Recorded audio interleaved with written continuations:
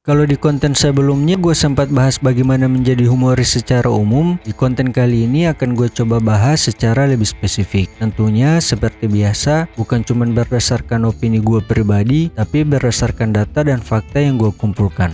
Dalam hal ketertarikan wanita terhadap laki-laki, acap kali kita sering mendengar kalau cewek lebih suka cowok yang humoris daripada cowok yang tampan. Di saat lo terpapar informasi ini, mungkin untuk sesaat terdengar sederhana dan mudah untuk sekedar menjadi cowok yang humoris. Tapi tentu hal ini tidak berlaku untuk semua orang. Pada sebagian orang, menjadi cowok yang humoris mungkin merupakan suatu hal yang butuh effort lebih, butuh untuk dipelajari, butuh lebih dari sekedar referensi.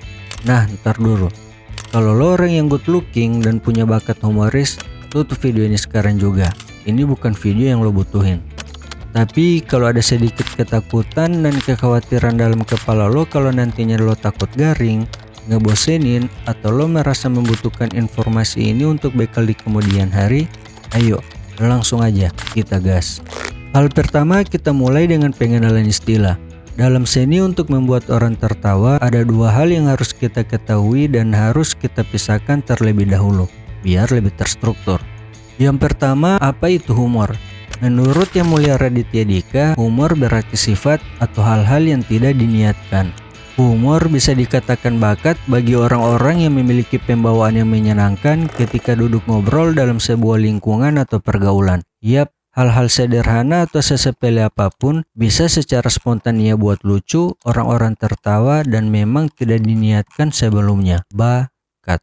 Dan yang kedua adalah komedi, yaitu sesuatu yang konteksnya bersifat industri atau jualan. Hal-hal yang memang diniatkan, diatur, disusun, dan dirancang untuk membuat orang tertawa. Sederhananya gini, lo mengamati kenapa orang tertawa, bagaimana orang bisa tertawa, kemudian lo olah ini di otak kiri lo uraikan lagi satu-satu formulanya, rumusnya, dan siap lo bawakan untuk kepentingan apapun yang akan lo niatkan dengan komedi ini. Nah, kalau lo memang orang yang punya sedikit bakat humoris, mungkin gak akan perlu banyak effort untuk mempelajari ini. Tapi kalau lo orang yang alih-alih mau humoris tapi jatuhnya garing, yuk kita gas lagi pembahasannya. Mempersiapkan topik obrolan mungkin membutuhkan cukup effort bagi sebagian orang, tapi hal ini yang harus lo persiapkan. Mulai dari bagaimana mengatasi rasa gugup, topik apa yang akan dibicarakan, bagaimana cara membungkus obrolan menjadi menarik, dan hal-hal humoris menjadi puzzle atau bumbu penting ketika obrolan ini berlangsung, biar makin mantap, makin asik, dan obrolan lo sama si doi gak membosankan. Di menit ini biasanya pertanyaan mulai bermunculan.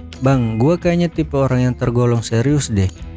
Kalau ternyata lo tergolong orang yang cukup serius, no worries, malah kebanyakan komedian adalah orang-orang yang serius di dunia nyata, seperti Bang Radit, Bang Panji, atau Bang Ernest. Kalau lo sering ngikutin atau followersnya beliau-beliau ini dari dulu, lo bakalan tahu kalau mereka-mereka ini aslinya orang yang sangat serius. Lanjut, untuk mengatasi kekhawatiran lo yang tadi, kita mungkin bisa beranjak dan mengambil opsi nomor 2, yaitu komedi. Nah, again, bagaimana kalau perspektifnya kita ubah? Bagaimana kalau kita mencoba beda komedi dengan otak kiri kita, sembari mengambil catatan, kita angkat dan tuliskan apa yang diolah di otak kiri kita dan kita susun formulanya dengan apik. Menurut Lord kita, Bang Raditya Dika, mempelajari komedi mungkin gak akan menghasilkan hasil yang lucu, tapi dalam komedi ternyata ada teorinya dan sangat bergantung pada bagaimana formulanya. Yang tadi gua bilang, makanya kebanyakan komedian itu ternyata berangkat dan lahir dari orang-orang yang serius. Mari kita susun formulanya dengan pertanyaan sederhana. Kenapa orang tertawa dan bagaimana orang bisa tertawa? Dalam proses PDKT, formula ini bisa menjadi bekal komedi yang bisa lo gunakan ketika bertemu si doi.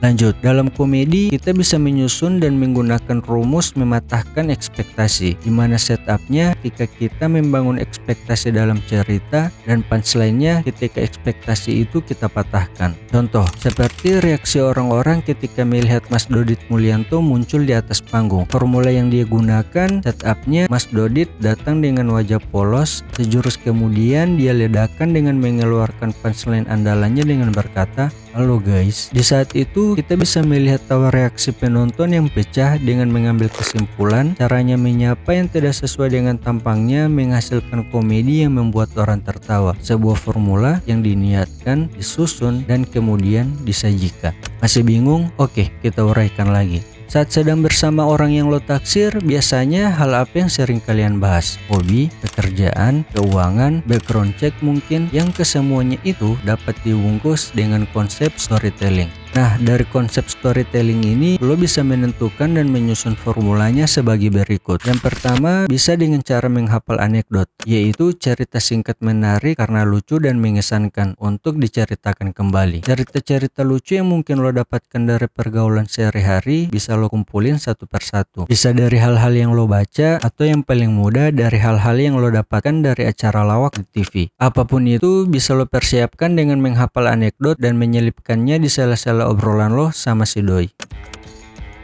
Misalnya ketika hal yang kalian bahas adalah proses-proses yang telah lo lewati dalam hidup. Bisa dari latar belakang lo mungkin, di mana lo dilahirkan, lo besar di lingkungan yang bagaimana, pengalaman-pengalaman lo ketika menghadapi ujian akademik seperti apa, dan hal-hal lainnya seperti kekonyolan-kekonyolan di masa lampau yang bisa lo bungkus dengan kemasan storytelling.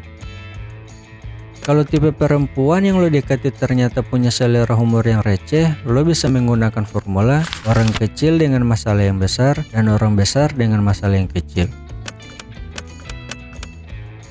Sederhananya, di saat topik yang lo susun atau lo persiapkan adalah gagasan utama, yaitu isi dari sebuah obrolan atau diskusi, medium terhadap hal tersebut yakni analisa, kemampuan lo merangkai kata, bagaimana lo bisa menyederhanakan hal-hal yang rumit, permainan intonasi, luasnya wawasan yang lo miliki seperti apa, komedi bisa menjadi bungkusan, pelengkap, dan penentu bagaimana suatu obrolan bisa menjadi menarik dan tidak membosankan. That's why kenapa banyak kesimpulan yang bermunculan kalau cewek lebih suka cowok yang humoris daripada cowok yang tampan. Atau mungkin sesederhana dengan komedi merupakan sebuah cara orang untuk bisa bertahan hidup dalam lingkungan, mendapatkan teman, atau bisa diterima dalam sebuah pergaulan. Segitu aja video kali ini. Jangan lupa subscribe, simpan jika diperlukan, bagikan untuk yang membutuhkan. Jangan lupa komentar biar kita bisa diskusi. Sampai jumpa di video selanjutnya. I'll see you next time.